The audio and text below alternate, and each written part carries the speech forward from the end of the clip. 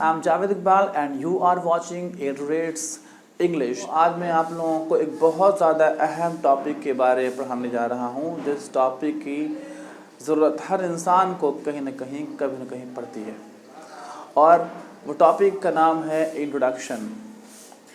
अक्सर लोग को ये कन्फ्यूजन है कि जब तक हमारी इंग्लिश बहुत अच्छी नहीं होगी हम अच्छी इंट्रोडक्शन नहीं दे सकते, लेकिन ऐसी बात नहीं है दोस्तों। अगर आपकी इंग्लिश बहुत अच्छी नहीं भी है, लेकिन अगर आपने इसको सीखा है, थोड़ी सी मेहनत कर ली अगर इस पे आपने, तो इंशाल्लाह मैं समझता हूँ कि आपको इसके लिए कहीं भी इंसल्ट फील करने की ज़रूरत नहीं पड़ेगी।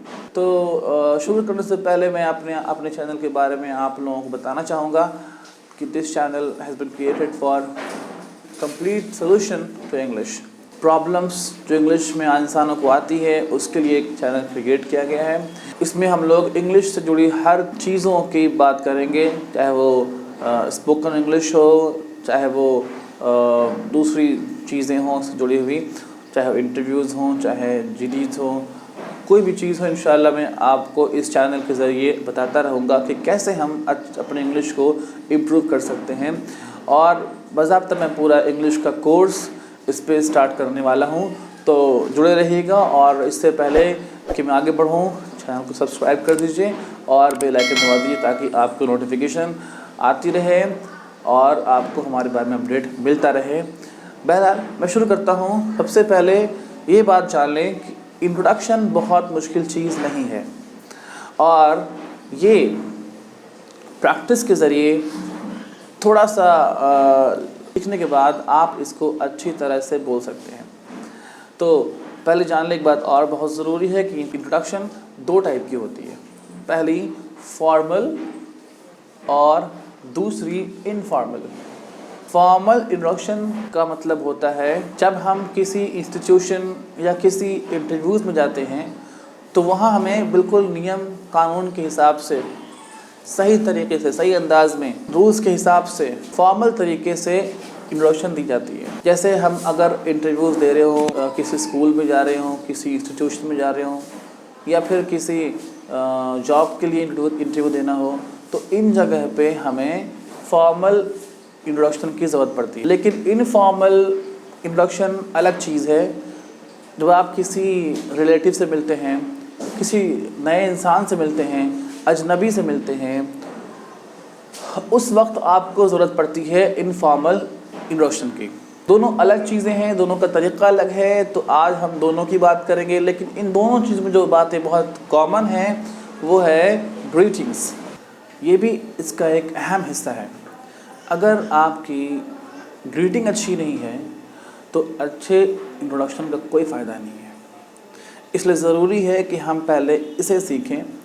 तो देखिए, ये डिपेंड करता है, अगर ये फॉर्मल ग्रीटिंग होगी तो थोड़ी अलग होगी और इनफॉर्मल थोड़ी अलग। तो देखते हैं पहले हम लोग कि कैसे हम लोग फॉर्मल तरीके से ग्रीटिंग कर सकते हैं। तो आप देख सकते हैं ग्रीटिंग का एक बहुत आम तरीका सभी लोग जानते हैं, वह गुड मॉर्निंग, गुड आफ्टरनून या गुड इवनिंग। और जो डिपार्चर का तरीका है वो गुड बाय और गुड नाइट है। तो आप किसी से जुदा होते हैं, डिपार्ट करते हैं, तो डिपार्चर के वक्त आपको इस्तेमाल करना होता है गुड बाय या गुड नाइट। इन चीज़ों का इस्तेमाल हम लोग डिपार्चर के वक्त करते हैं। जैसे दिन में अगर जुदा हो रहे तो हम कहेंगे गुड बाय, ये हैव अ गुड डे। और बहुत सारे ऐसे सेंटेंसेस हैं जो इस्तेमाल किए जा सकते हैं। उसी तरह से अगर आप शाम में अलग हो रहे हैं तो शाम में डिपार्ट होने के लिए गुड नाइट का इस्तेमाल करेंगे। का वक्त है, फिर भी रात हो जाए तब भी गुड नाइट का इस्तेमाल करते हैं, ठीक है। लेकिन वही अगर रात में मुलाकात होती है हमारे किसी से तो भी गुड इवनिंग का इस्तेमाल मिलने के लिए कर सकते हैं। चलिए हम लोग आते हैं, अब जो अगला हिस्सा है इसका बहुत ज़्यादा अहम हिस्सा है इंट्रोडक्शन का, वो है कौन कौन से पॉइंट्स को इंक्लूड करें अपने इंट्रोडक्शन। तो ज़्यादा इसको लेंदी बनाना अच्छी बात नहीं है। बहुत ज़्यादा चीज़ें ऐड कर देना, बहुत सारी अपनी फेवरेट्स ऐड कर देना, ये सब बहुत ज़्यादा समझदारी की बात नहीं है। तो कौन कौन से अहम पॉइंट्स को कैसे बोलना है हम लोग अब उसको देखते हैं।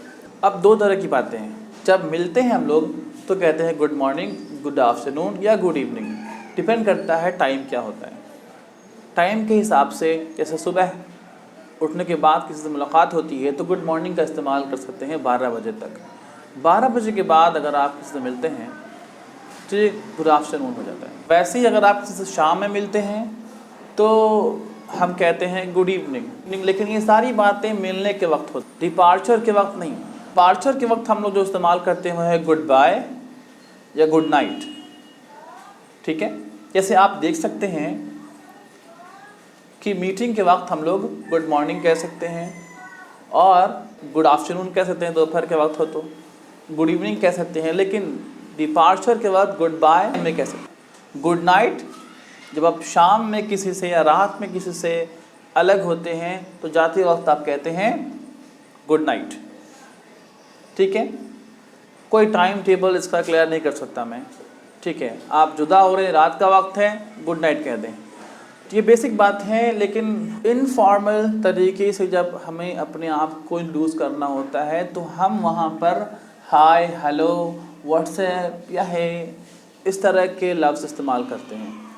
तो ये अलग चीज़ है और ये अलग तरीक़ा है। हम इनफॉर्मल तरीका फॉर्मल इंट्रोडक्शन के लिए इस्तेमाल नहीं कर सकते। सबसे पहली चीज़ जो हमें अपने इंट्रोडक्शन में ख्याल रखनी है वो है नेम। सबसे पहले इसे बोलना होता है तो सबसे सही तरीक़ा भी इसका इस्तेमाल करना होगा। अगर इसमें गलती कर रहे हैं इसका मतलब ये है कि आपको वाकई कुछ नहीं आता, आपकी इम्प्रेशन बिल्कुल ख़राब जाने वाली है। तो इसलिए सबसे पहले हम इसे सीख लें कि कैसे हम अपना नाम बताएं। वैसे बहुत तरीक़े आप देखेंगे लोग इस्तेमाल करते हैं नाम बताने के लिए। मिसाल के तौर पे आई एम, फिर आपका नाम, या माई नेम इज़, या दिस इज़, इट इज़, या माई सेल्फ। सबसे बेहतरीन तरीक़ा जो आपको इस्तेमाल करना चाहिए वो है आई एम या my name is. This is या माई नेम इज़ बेहतर तरीक़ा है। दिस इज़ का इस्तेमाल ना करें तो अच्छा है। नेम के बाद जो सबसे ज़्यादा अहम चीज़ है वो है प्लेस, यानी आप कहाँ रहते हैं।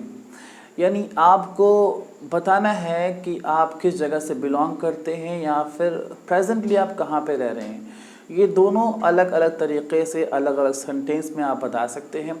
फॉर एग्ज़ाम्पल आप कह सकते हैं कि आई लिव एट दिल्ली, या फिर आप ऐसा भी कह सकते हैं आई बिलोंग टू दिल्ली। दोनों में क्या फ़र्क है?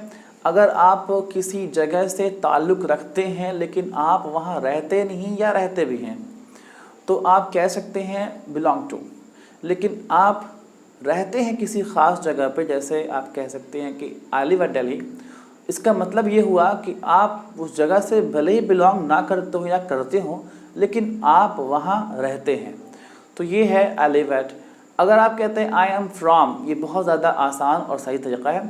आई एम फ्रॉम दिल्ली, ये आसान है और ये इसका ये मतलब होता है कि आप उस जगह से ताल्लुक़ रखते हैं, आप उस जगह से संबंध रखते हैं, जुड़े हैं उस जगह से।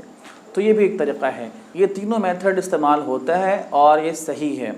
उसके बाद हम बात करते हैं अपनी क्वालिफ़िकेशन की।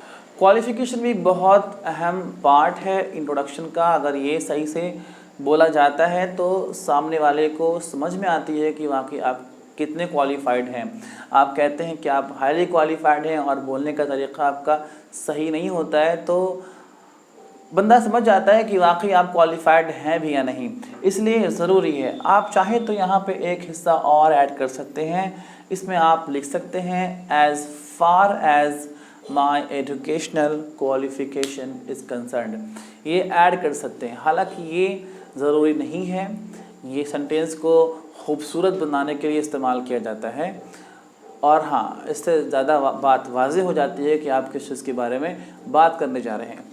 उसके बाद आप यूँ कह सकते हैं I am in class 9th 10th, depend करता है यहाँ पर कि आप किस क्लास के स्टूडेंट हैं, यानी यहाँ पर क्या क्वालिफ़िकेशन है। आप कह सकते हैं आई एम इन क्लास 10, या आप ऐसे भी कह सकते हैं I am in 9th standard ऐसा भी कह सकते हैं। आप चाहें तो आप यूँ कह सकते हैं आई एम इन MA और I am in BA, I am intermediate, right. और हाँ, अगर आप ऐसे कहें I am graduate, I am post graduate, ये भी सही है। आई एम इंटरमीडिएट, अगर आपने कर लिया है तो आप कह सकते हैं आई एम इंटरमीडिएट। अगर आप कर रहे हैं तो इन लगा कर कह सकते हैं आई एम इन MA। और आप ऐसे भी कह सकते हैं I am doing graduation, I am doing graduation, I am pursuing graduation. जैसे मैंने यहाँ लिखा है, you can see here, I am pursuing graduation, I am pursuing bachelor of arts और बैचलर ऑफ साइंस और मास्टर ऑफ बिजनेस एडमिनिस्ट्रेशन। जो भी आप कर रहे हैं आप कह सकते हैं आई एम परसुइंग लफ्ज़ इस्तेमाल करके भी अपने क्वालिफ़िकेशन को आप बता सकते हैं।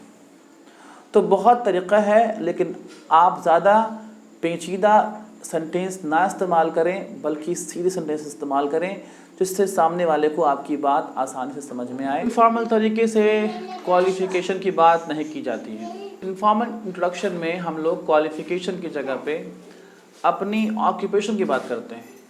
जैसे I am a software engineer, जैसा कि आप देख सकते हैं I am a software engineer, ठीक है। या फिर आप कह सकते हैं I am a doctor, I am a teacher. जो आपका प्रोफेशन है, जो आपका ऑक्यूपेशन है, आप वो बताते हैं। यानी आपको अपनी क्वालिफ़िकेशन बताना ज़रूरी नहीं समझा जाता है किसी भी इनफॉर्मल इंट्रोडक्शन में। अब बात करते हैं हम लोग अगले स्टेप की, अगले अहम पार्ट की, वो है एक्स्ट्रा क्वालिफ़िकेशन। एक्स्ट्रा क्वालिफ़िकेशन कहिए या फिर आप इसे कहिए टेक्निकल क्वालिफ़िकेशन, डिपेंड करता है। किसी के पास एक्स्ट्रा क्वालिफ़िकेशन में टेक्निकल क्वालिफ़िकेशन नहीं होता, वो कुछ और होता है। प्रोफेशनल कोई अलग से क्वालिफ़िकेशन होती है, कोई और वोकेशनल कोर्स किया होता है, तो सब इसमें आ सकता है। एक्स्ट्रा क्वालिफ़िकेशन में मिसाल के तौर पे आपने अगर कोई कंप्यूटर कोर्स किया है तो आप उस कंप्यूटर कोर्स के बारे में जिक्र कर सकते हैं। जैसे देख सकते हैं आप ऐसे कह सकते हैं apart from that I have also done diploma in computer application. अब एक बात गौर करें, मैंने इसे लिखा डिप्लोमा इन कंप्यूटर एप्लीकेशन, ना कि DCA। DCA बोलने से बचें, किसी भी कोर्स के शॉर्टकट्स बोलने से बचें, क्योंकि जो आपके सामने हो सकता है उन कोर्सेज से अवेयर ना हो, लेकिन जब आप फुल फॉर्म बताते हैं उसकी तो उसे आइडिया हो जाता है कि किस तरह की कोर्स है ये और इससे क्या फ़ायदा है और इसका क्या इस्तेमाल है उसके उस काम में। तो फिर आसानी होती है उसे आपको जज करने में और आपको सेलेक्ट करने में अपने जॉब्स के लिए। तो इसलिए कोशिश करें कि आप किसी भी, यहाँ तक कि जो आपकी क्वालिफ़िकेशन है, फॉर एग्जांपल आपने मास्टर ऑफ साइंस कर रखा है तो आप पूरा कहें master of science, I am pursuing, I have done master of science, ठीक है, बेहतर यही है। बहरहाल उसके अलावा आप चाहें तो अपनी टेक्निकल क्वालिफ़िकेशन में कुछ बातें और ऐड कर, जैसे कि also possess a typing speed of 30 words per minute. अगर ऐसी कोई क्वालिफ़िकेशन आप में है तब इसे ऐड करेंगे। इसी तरह से हम लोग और भी बहुत सारी चीज़ें ऐड कर सकते हैं। आगे बढ़ते हैं इसके अगले हिस्से की तरफ। इसके बाद जो सबसे अहम पॉइंट है वो है एक्सपीरियंस। एक्सपीरियंस हालांकि आप अगर चाहें तो आप इसे शुरुआत में भी ऐड कर सकते हैं, ज़रूरी नहीं कि आप इसे बाद में ही बोलें, ये पहले ही बोला जा सकता है डिपेंडिंग अपॉन सिचुएशन। कई बार ऐसा होता है कि हमें एक्सपीरियंस को दिखाने की ज़्यादा ज़रूरत पड़ती है, तो उस केस में आप चाहें तो इसे सबसे पहले क्वालिफ़िकेशन से पहले इसे आप ऐड कर सकते हैं। हालांकि आप बहुत अंदाज में अपने एक्सपीरियंस को बयान कर सकते हैं, लेकिन जो बहुत ही आसान और अच्छा तरीक़ा है वो है यूँ बोलना I have been working with, यहाँ पे जिस कंपनी में आप काम कर रहे हैं उस कंपनी का नाम, फिर कितने सालों से काम कर रहे हैं, for 5 years, 2 years, 3 years, depend करता है। और एज अ यानी आप किस रूप में काम कर रहे हैं, आपका क्या डेजिग्नेशन रहा है, आप एज अ डॉक्टर काम कर रहे हैं, एज अ टीचर काम कर रहे हैं, एज अ ट्रेनर काम कर रहे हैं, तो ये आपको यहाँ बताना है। तो ये एक्सपीरियंस बहुत अहम चीज़ है जो मैंने कहा कि आप अगर आपको हाईलाइट करना है इस चीज़ को तो आप इससे पहले भी बोल सकते हैं। उसके बाद जो अहम हिस्सा है उसे कहते हैं हॉबीज़, और हॉबीज़ आप बहुत तरीके से बोल सकते हैं। जैसे आप कह सकते हैं माय हॉबीज़ इंक्लूड, फिर आप अपने हॉबीज़ को ऐड कर लें जैसे सिंगिंग, प्लेइंग वगैरह। और या आप ऐसे भी कह सकते हैं माय हॉबीज़ आर। कोशिश करें कि आप अपने कम से कम 2 हॉबीज़ को ऐड करें, एक हॉबीज़ बोलना उतना अच्छा नहीं होता, और अगर आपकी हॉबीज़ रिलेवेंट है काम से आपके, ज़्यादा बेहतर है। और उसके अलावा आप यूँ कह सकते हैं आई लाइक प्लेइंग, सिंगिंग जो भी है, या फिर आई लव प्लेइंग, ऐसे भी कह के अपनी हॉबी आप बता सकते हैं। आखिर में एंड कैसे करना है, तो बहुत आसान तरीका है, दैट्स ऑल या दैट्स ऑल अबाउट मी कह के आप एंड कर सकते हैं, फिर थैंक यू कह दें। अब आप सोचेंगे कि मैंने इसमें फैमिली बैकग्राउंड के बारे में कोई पॉइंट ऐड नहीं किया।